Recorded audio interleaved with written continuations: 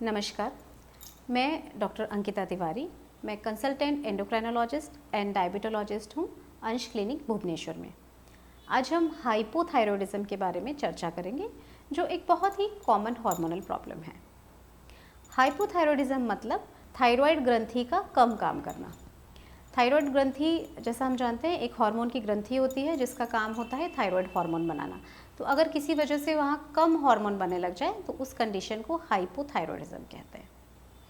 इस कंडीशन में जो मोस्ट कॉमन सिम्टम आता है वो होता है लिथार्जी रहना, लो एनर्जी, लो मूड या जल्दी थकान हो जाना। इसके अलावा वेट गेन, स्किन का ड्राई होना, हेयर फॉल होना या हेयर बहुत थिन हो जाना, महिलाओं में इरेगुलर पीरियड्स, इनफर्टिलिटी या ज़्यादा ब्लीडिंग होना मेंसेस के टाइम पे, ये इसके कॉमन सिम्टम्स हैं। रेयरली कुछ पेशेंट्स में हार्ट प्रॉब्लम के साथ भी ये कंडीशन प्रेजेंट कर सकता है, या कुछ पेशेंट में कार्पल टनल सिंड्रोम यानी आपके कलाई में पेन होना या हाथ में झंझनाहट होना, ये सिम्टम्स के साथ भी ये कंडीशन प्रेजेंट हो सकती है।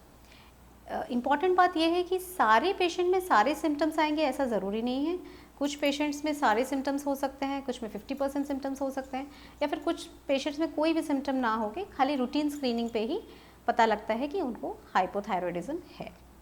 इसके डायग्नोसिस के लिए ब्लड टेस्ट अवेलेबल हैं जिससे पता लगता है कि पेशेंट में हाइपोथायरॉयडिज्म है या नहीं।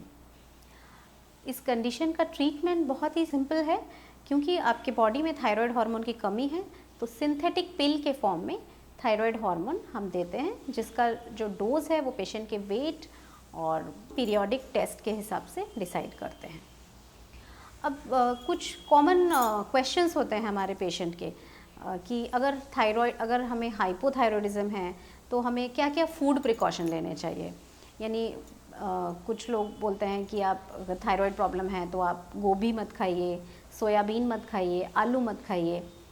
तो एज अ एंडोक्राइनोलॉजिस्ट मेरा ये मैसेज रहेगा कि ऐसा कुछ भी नहीं है। आप हर फूड जैसा एक नॉर्मल पर्सन खाता है आप खा सकते हैं इन नॉर्मल क्वांटिटी। हाँ, जो इम्पॉर्टेंट बात ये है कि आपको जो आपका थायराइड हार्मोन टैबलेट है वो खाली पेट में सुबह लेना है और उसके 1 घंटे बाद तक कुछ भी फूड या ड्रिंक नहीं लेना है। पानी आप पी सकते हैं, लेकिन बाकी जो भी आपका ब्रेकफास्ट है वो 1 घंटे तक आप पोस्टपोन कीजिए। सेकेंड चीज़, अगर आप आयरन या कैल्शियम टैबलेट ले रहे हैं तो आपके थायराइड हार्मोन टैबलेट लेने में और आयरन कैल्शियम में 4 आवर्स का गैप होना चाहिए। तो आप लंच के या डिनर के टाइम पे आपका आयरन, कैल्शियम या मल्टीविटामिन ले सकते हैं। थर्ड चीज़ कि अगर आपको एसिडिटी है, आप अगर प्रोटॉन पंप इनहिबिटर्स या कोई एसिडिटी मेडिसिन ले रहे हैं, वो भी आपकी थायराइड हार्मोन की गोली को काम करने में इनहिबिट कर सकता है, उसको प्रिवेंट कर सकता है। तो थायराइड हार्मोन की गोली लेने के 1 या 2 घंटे के बाद में ही आपको एसिडिटी मेडिसिन लेना चाहिए। एक और जो काफ़ी कॉमन क्वेश्चन है जो पेशेंट पूछते हैं कि थायराइड गोली अगर एक बार शुरू किया तो लाइफ टाइम लेना पड़ेगा। उसका आंसर है yes. In most of the cases अगर आपका थायराइड हार्मोन कम काम कर रहा है तो वो लाइफ टाइम कम ही काम करेगा और आपको थायराइड हार्मोन बाहर से लेना पड़ेगा।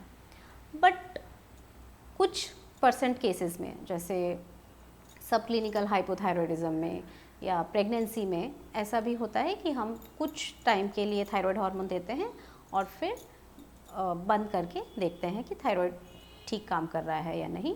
But most of the cases में आपको लाइफ टाइम लेना पड़ता है।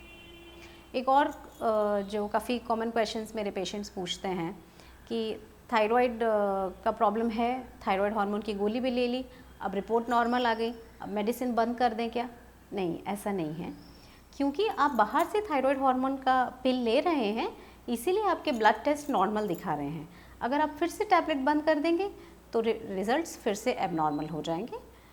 इसीलिए अगर आपको थायराइड हार्मोन प्रिस्क्राइब किया है आपके एंडोक्राइनोलॉजिस्ट ने, तो आपको वो कंटिन्यूसली लेना है। 2 या 3 महीने में आपको टेस्ट करके पीरियोडिकली उनके पास जाना है। वो ये डिसाइड करेंगे कि आपका जो टैबलेट का डोज है उसको बढ़ाना है, कम करना है, सेम रखना है या कुछ केसेस में बंद करना है। तो ये थी कुछ कॉमन जानकारी हाइपोथायरॉयडिज्म के बारे में। इसके अलावा भी अगर आपके मन में कोई डाउट्स हैं तो आप नीचे दिए नंबर पे संपर्क कर सकते हैं अंश क्लिनिक भुवनेश्वर में। Thank you.